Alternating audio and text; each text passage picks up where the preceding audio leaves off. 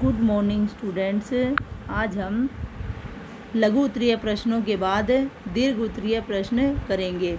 दीर्घ उत्तरीय प्रश्नों में आपका पहला प्रश्न है, पिंजरे में बंद पक्षी किस प्रकार के स्वप्न देखते हैं। तो हमने कविता में पढ़ा भी है कि पिंजरे में जो बंद पक्षी है वह उड़ना भूल गया है, अपनी तेज गति की जो उड़ान थी उसको भूल गया है और इसके साथ साथ वह केवल पेड़ के सबसे ऊंची टहनी पर झूलने के सपने देखता रहता है। तो प्रश्न के आधार पर अब उत्तर की भाषा देखिए।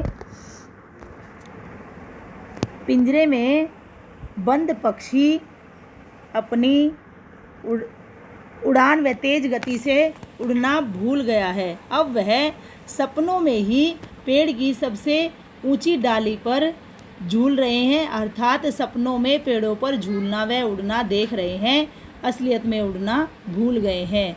तो इस प्रकार पिंजरे में बंद पक्षी केवल सपनों में ही उड़ना देख रहा है। अब दूसरा प्रश्न देखिए। दूसरा प्रश्न है, हमें न बांधो कविता का नाम देते हुए डैश डैश का मतलब है यहाँ पर पूरी कविता का नाम आएगा। हमें न बांधो प्राचीरों से कविता में मुख्य रूप से कौन सा भाव प्रकट हुआ है। सही उत्तर पर ठीक का चिन्ह लगाइए।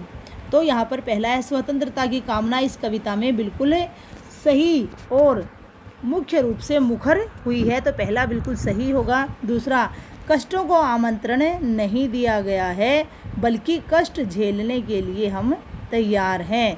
आमंत्रण का मतलब निमंत्रण देना। यदि आज़ाद रहेंगे तो कष्टों को तो आमंत्रण मिलता ही रहेगा। एक प्रकार से ये सही भी है और दूसरे तरीके से ये गलत भी है, क्योंकि हम आमंत्रण नहीं दे रहे हैं बल्कि आज़ाद जीवन में मिलने वाले जो कष्ट हैं उनको सहने के लिए तैयार हैं। तो यहाँ शब्दों का थोड़ा हेरफेर है, तो आप इसको सही भी कर सकते हैं। कष्टों का जो आमंत्रण है इसके ऊपर सही भी लगा सकते हैं आप।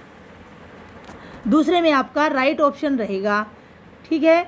अब आपका सभी ध्यान से सुने, दूसरे में राइट ऑप्शन भी आप कर सकते हैं।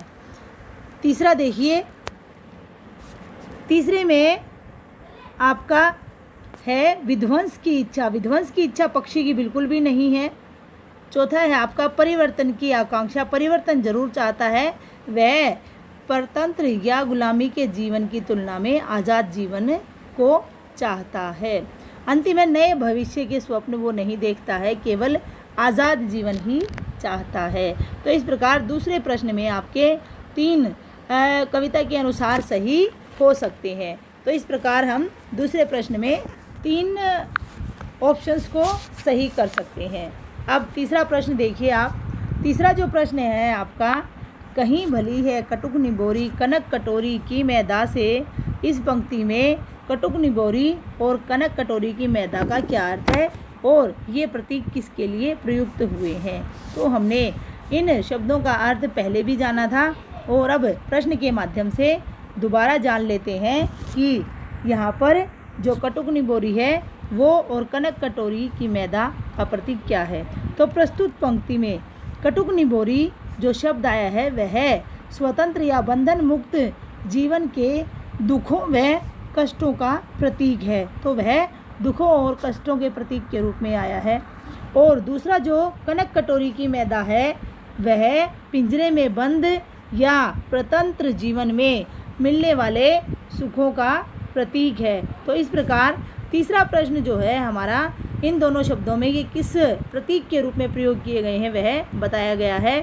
तो यहाँ पर आपके तीसरे प्रश्न का उत्तर इस प्रकार बन जाता है। अब चौथा प्रश्न देखिए। चौथा प्रश्न है, हम बहता जल पीने वाले। इस पंक्ति में भारतवासियों की किस विशेषता को बताया गया है।